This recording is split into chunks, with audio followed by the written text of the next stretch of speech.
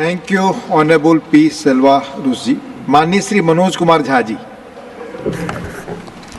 शुक्रिया सभापति महोदय।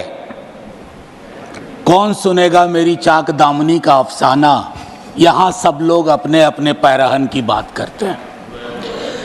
माननीय उपसभापति महोदय, माननीय इधर का इशारा किया, प्लीज। माननीय उपसभापति महोदय, मैं बजट पर आने से पूर्व प्री बजट कंसल्टेशन पर 30 सेकंड बोलूंगा। प्री बजट कंसल्टेशन होता है माननीय उपसभापति महोदय। मैंने उद्योगपतियों के साथ मीटिंग देखी, कॉरपोरेट हाउसेस के साथ मीटिंग देखी, और मैं आज की ही बात नहीं कर रहा हूं।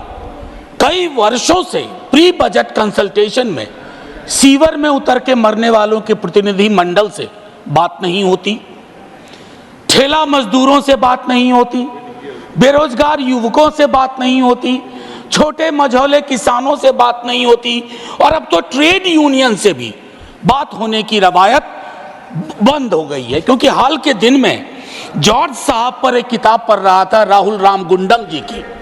उसमें पता चला कि आज जिन चीजों के लिए लोग नाराज हो जाते हैं सदन में, जॉर्ज साहब तो उन चीजों के बगैर सदन में अपनी बात ही नहीं रखते थे। चाहे बिजनेस हाउसेस का नाम लेना हो या इंडस्ट्रियल पॉलिसी की बात हो। मैं ये क्यों कह रहा हूं कि ये मैडम का 7वां बजट है, उनको बहुत बधाइयां मिली। सर, 7 साल पुराना तो नहीं हूं, 6ठी बार मैं माननीय वित्त मंत्री जी के समक्ष आर्टिकल 39 क्लॉज सी, और मैं चाहता हूं सब लोग पढ़ें कि हमारा बजट हमारे प्रियम्बल में है, डिग्निटी, जस्टिस, इक्वालिटी। हमारा बजट उसको कितना रिफ्लेक्ट करता है। आर्टिकल 39 सी जो कंसंट्रेशन ऑफ वेल्थ की बात करता है माननीय उपसभापति महोदय, कि राज्य की कोशिश होनी चाहिए कि इनकम इनइक्वालिटी इस रूप में ना बढ़े। मैं नहीं बताना चाहता कि 90% संसाधन किसके कब्जे में है। माननीय सभापति महोदय, आय की इतनी बड़ी असमानता, परेशानी इस बात से होती है, यह मत समझिएगा कि मैं धन संचय का विरोधी हूं या अमीरी का विरोधी हूं, लेकिन अश्लील अमीरी और जिसका भोंडा प्रदर्शन हमने हाल के दिनों में देखा है। सर, दिक्कत उससे है, इसलिए आय की असमानता पर बात होनी चाहिए। माननीय सभापति महोदय, मेरे साथी हमारी पार्टी से बोल चुके हैं। मैं मनरेगा पर 1-2 बात कहना चाहता हूं। अपने स्थापना से लेकर के आज तक पहली बार मनरेगा का उस रूप में जिक्र नहीं हुआ जैसा होता रहा है। 86,000 करोड़ दिए गए। सर, अभी मेरे पास पूरे आंकड़े हैं। 86,000 करोड़ जो कि इंतरिम बजट के बराबर हैं। आपका एक्चुअल एक्सपेंडिचर 1,05,000 करोड़ था, 20,000 का गैप है, और ये मैं इसके आधार पर कह रहा हूं, मैं आंकड़े गढ़ नहीं रहा हूं। मैं दूसरी बात कहना चाहता हूं, इससे क्या होगा? मजदूरी के भुगतान में देरी होगी, सप्रेशन ऑफ डिमांड होगा, और क्वालिटी एसेट्स का निर्माण नहीं होगा। माननीय उपसभापति महोदय, भारत की शिक्षा, स्वास्थ्य और बाल विकास की योजनाओं में 50 लाख से ज्यादा स्कीम वर्कर्स हैं, जिसमें 90% से ज्यादा महिलाएं हैं। 5 वर्षों में उनके मानदेय बढ़ोतरी की कोई कोशिश नहीं हुई है। महोदय, कोरोना का पूरा भार किसकी लाश है, कौन बीमार है, इन्होंने उठाया। अपने इसकी मानदेय, चाहे आशा, ममता, आंगनवाड़ी, रसोईया आदि। कृषि को लेकर के एक बड़ी आबादी है, 65-70% अभी भी निर्भर है। खेतीहर मजदूर, छोटे मझौले किसानों, उनकी दिक्कतें अलग हैं। माननीय उपसभापति महोदय, कृषि के आउटपुट का आंकड़ा भी सवालों के घेरे में है, लेकिन सवाल लेंगे नहीं। Legal guarantee to MSP, what stops you? Please, मैं चाहता हूं इन चीजों पर खुल के बात हो।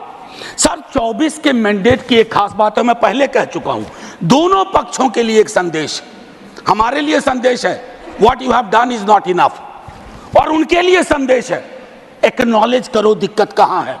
एक्नॉलेजमेंट है इस बजट में सर, मैं इनकार नहीं करता हूं, एक्नॉलेजमेंट है। प्राथमिकताओं की बात होती है। कहा गया 4 जातियां हैं सिर्फ, कृषक, युवा, महिला, अन्नदाता, 4। सर ये सोशियोलॉजिकल एंथ्रोपोलॉजिकल इंस्ट्रूमेंट का बेजा इस्तेमाल है। इस देश में जाति हकीकत है सर, 100 दफा बोल चुका हूं और मैं कह रहा हूं कि जब तक आप जातिगत जनगणना नहीं करवाएंगे आपकी टारगेट स्पेसिफिक नहीं होगी, आपका बजट मीनिंगलेस होगा, आपकी नीतियां लोगों तक नहीं पहुंचेंगी। सर पे हाथ रखने से, आंख पर हाथ रख लेने से हकीकत नहीं बदलती है सर। और I must tell you, idea which has arrived, you can not kill that idea. Caste census is that idea.